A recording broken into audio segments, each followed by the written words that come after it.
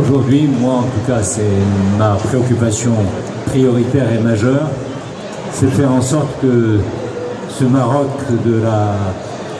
riche de sa modernité et de sa diversité, riche de son talent, riche de toutes ses sensibilités, riche de cette capacité d'être à la fois sans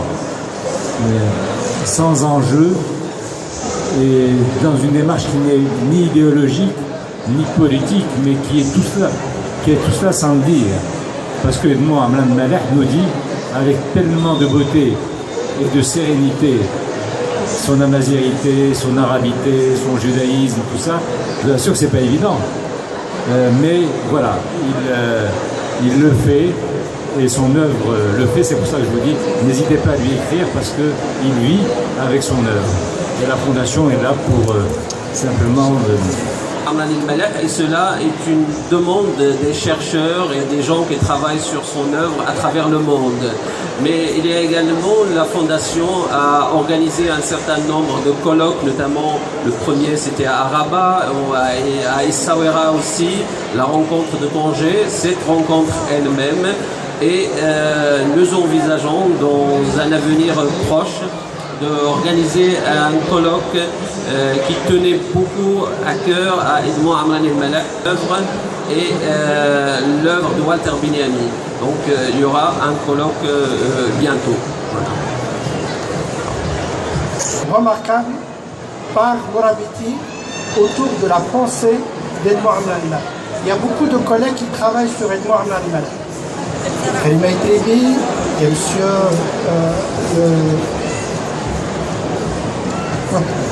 Je remercie ici 3 personnes qui ont fait un travail remarquable pour la Fondation. Le premier, évidemment, c'est Alain Geoffroy, parce qu'il y met de l'argent, l'éditeur, il y met du cœur, et c'est grâce à lui que ce travail est fait. Et si Alain a créé la pensée sauvage d'Ahnaout, ce n'est pas pour gagner de l'argent, c'est pour dépenser pour Edmond et pour la pensée. Il y a, bien entendu, Myriam Khrouz, il y a Michael Tourny qui font un travail remarquable sur le site web et sur le portail de la Fondation, mais en même temps un certain nombre de choses. Ce qui fait que tout ce qui a été dit aujourd'hui est porté de plus en plus par les universités.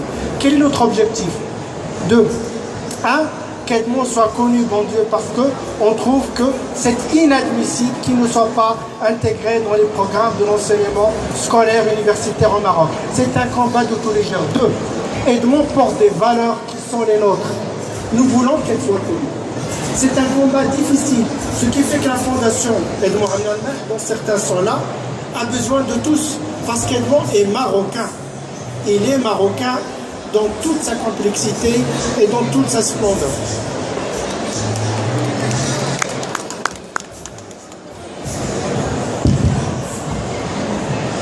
Merci.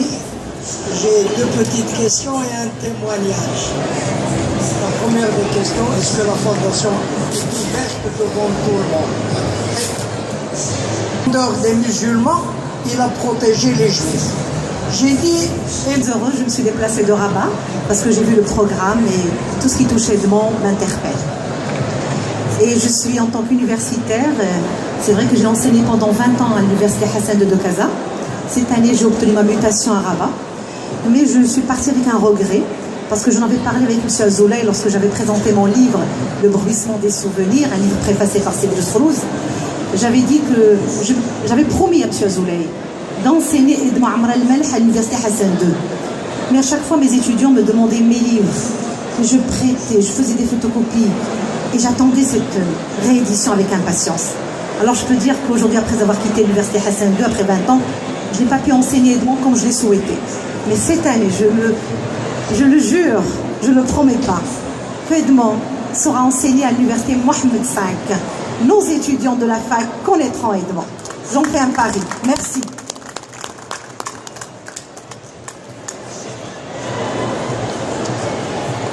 شكرا السيد الرئيس، شكرا المكتبة الوطنية وكذلك مؤسسة الملح.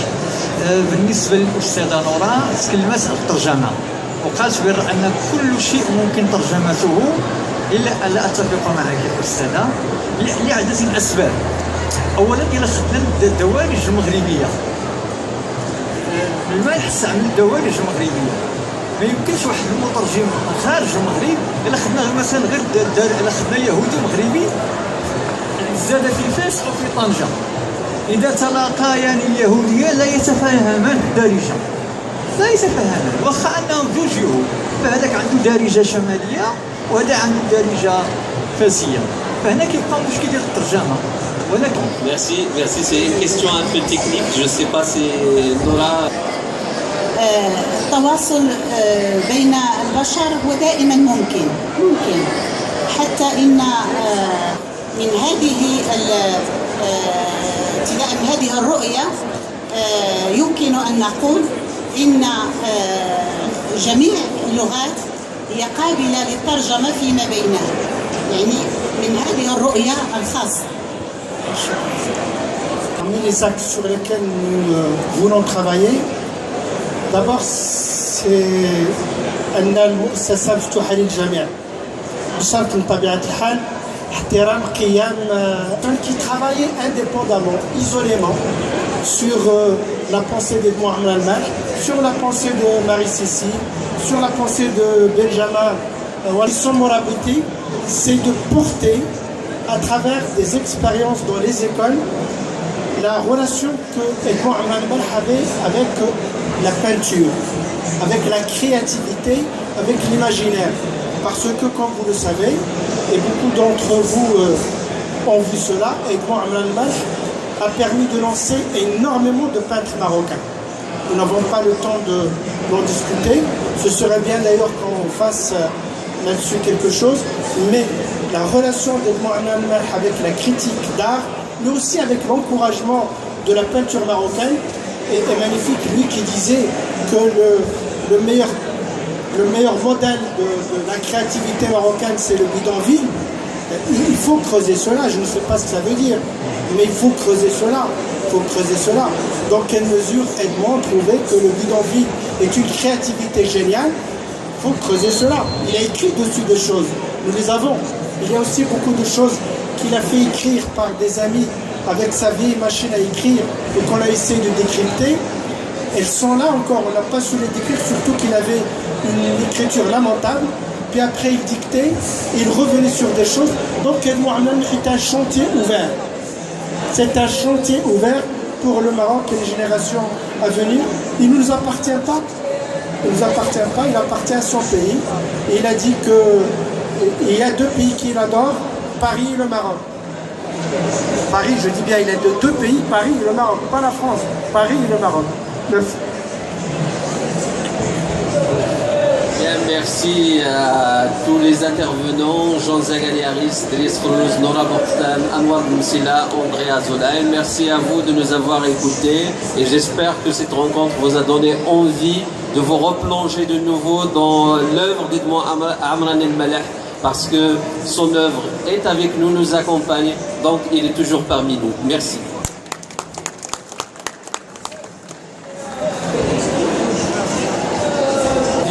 Chers téléspectateurs et téléspectatrices, bienvenue à ce spécial consacré à l'hommage rendu au stand de la Bibliothèque nationale du Royaume du Maroc à la 22e édition du Ciel. Avec nous, un des participants à cette rencontre, M. Jean Zagaliaris, pour nous donner un aperçu sur le contexte de sa participation.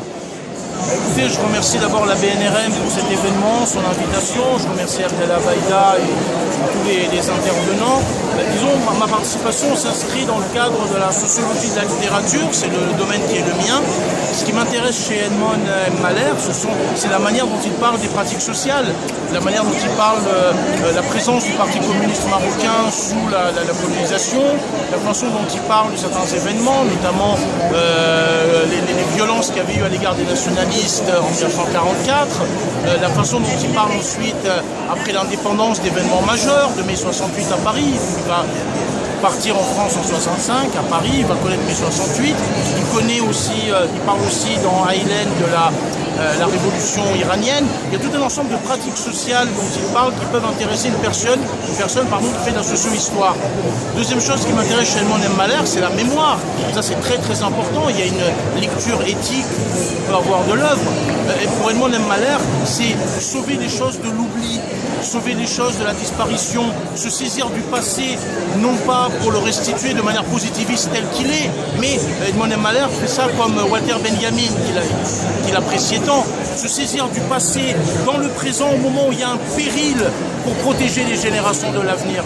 Et la troisième et dernière chose, moi, que je trouve fascinante chez Edmond M. Malherbe, c'est ce plaidoyer pour la pluralité des modes de vie et de pensée, pour les métissages qui sont en nous, sans renoncer justement aux traditions, mais rompre avec la dimension sclérosée de la tradition. Ça, je trouve que ces trois dimensions chez Edmond M. Malherbe intéressent le sociologue que je suis. Merci, cher professeur. Donc, c'était M. John Zagariaris en marge de l'hommage rendu à la Bibliothèque nationale du Royaume du Maroc à la 22e édition du Salon international du livre d'édition. Merci, monsieur. Merci, monsieur. Chers téléspectateurs et téléspectatrices, bienvenue dans le cadre de ce spécial autour de la réédition de l'œuvre d'Edmond Amr al-Malek. Avec nous, un des participants, M. André Azoulay, pour nous dire un aperçu sur le contexte de sa participation dans cet événement. Je n'aurai jamais l'occasion de parler de l'œuvre d'Edmond Amr al-Malek. Je vais le faire au Salon du Livre au milieu de ces milliers de jeunes. C'est pour moi une chance et je crois que voilà, l'heure que nous allons consacrer à l'œuvre d'Edmond Amr al-Malek, son message a été à la fois revu et élargi. On l'a rendu accessible au plus grand nombre. Merci, monsieur. Donc, c'était M. André Azoulay. Chers téléspectateurs et téléspectatrices, toujours dans le cadre de ce spécial consacré à la rencontre organisée au stand de la Bibliothèque nationale du Royaume du Maroc à la 22e édition du Ciel, autour de la réédition de l'œuvre d'Edmond Amr al-Malek, avec nous de la part de l'organisation, M. Driss Kharouz, pour nous donner un aperçu sur l'organisation et le contexte d'organisation de cet événement. Cet événement est organisé à l'occasion de la réédition de 4 des œuvres majeures d'Edmond Amr al-Malek. Parmi ces grands livres, c'est le parcours immobile, c'est Aylan, c'est Abou al-Haki, c'est les 3-4 livres qui sont réédités par la Fondation Edmond Amr al-Malek et la Pensée sauvage et par la Bibliothèque nationale. C'est des livres qui montrent qu'Edmond était un grand penseur du Maroc, de la diversité du Maroc, qui inscrit les questions. En même temps, c'est un homme de l'imaginaire, un homme de l'écriture, et que c'est quelqu'un qui a posé depuis longtemps des grandes questions d'aujourd'hui. Merci, monsieur le professeur.